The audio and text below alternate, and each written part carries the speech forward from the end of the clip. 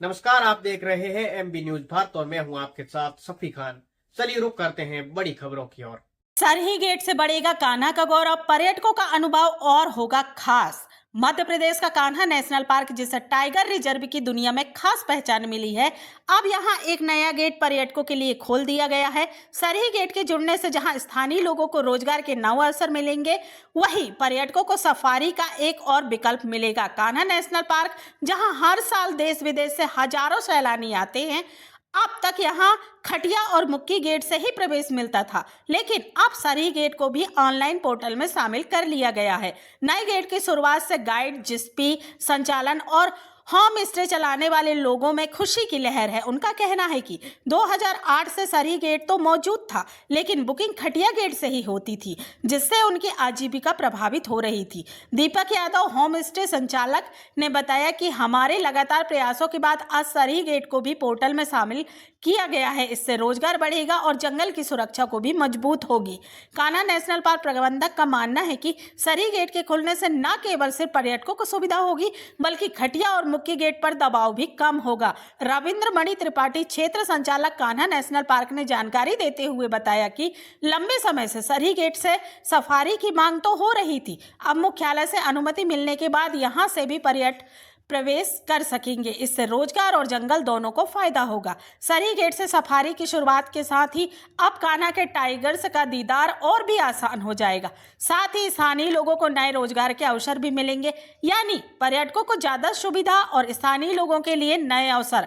कान्हा का नया सफर अब सरही गेट से भी शुरू हो गया है। एमबी न्यूज भारत, मंडला, मध्य प्रदेश से प्रशांत पटेल, जिला ब्यूरो चीफ की खास रिपोर्ट। उस समय से डिमांड चली आ रही थी कि सरही गेट से जो वाहन है वो उनकी कई वाहनों की एंट्री दूसरे गेट से भी हो जाती थी, जैसे खटिया गेट से। और उस गेट में जो जिप्सी वाले हैं, जो गाइड हैं, जो स्थानीय लोग हैं, उनकी हमेशा जनप्रतिनिधि हैं, उनकी डिमांड रहती थी कि इस गेट से जो वाहन है यहीं से प्रवेश करें।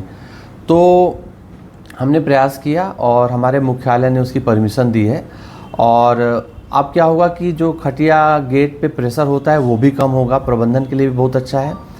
और ख़ासकर जो स्थानीय समुदाय है उनके लिए रोज़गार के नए अवसर सृजित होंगे। चूँकि टूरिस्ट आएंगे तो रुकने की फैसिलिटी बनेगी, थोड़ा और ज़्यादा विस्तार होगा और धीरे धीरे खटिया के क्षेत्र, जो सरही क्षेत्र है, उसका विकास भी आगे बढ़ेगा। सरही गेट 2008 से खुला था। उसके बाद यहाँ धीरे धीरे लोगों ने जिप्सी खरीदा, होम स्टे बनाया, होटल बनाया और गाड़ियाँ खरीदे लोगों ने, गाइड में भरते हुए। लेकिन पहले क्या होता था सर कि सारी गाड़ियाँ खटिया गेट से एंट्री हो जाती थी, क्योंकि खटिया में ज़्यादा लोग हैं और पहले से वहाँ सब ये हुआ। तो इसके बाद सर हम लोग 10 साल से कम ये मांग कर रहे थे कि जो हमारी सरही गेट की टिकटें हैं वो सरही से ही प्रवेश हों, लेकिन नहीं हो पा रहा था। बहुत वर्षों के प्रयास के बाद आज ये काम हुआ है, पोर्टल पे चालू हो गया है। अब सरही ऑनलाइन में जो है सरही गेट की टिकट के लिए सरही विकल्प ही खाली दिखेगा, तो उससे पर्यटक हमारे यहाँ आएंगे, जिससे हमारे आसपास पूरा रोजगार डेवलप होगा।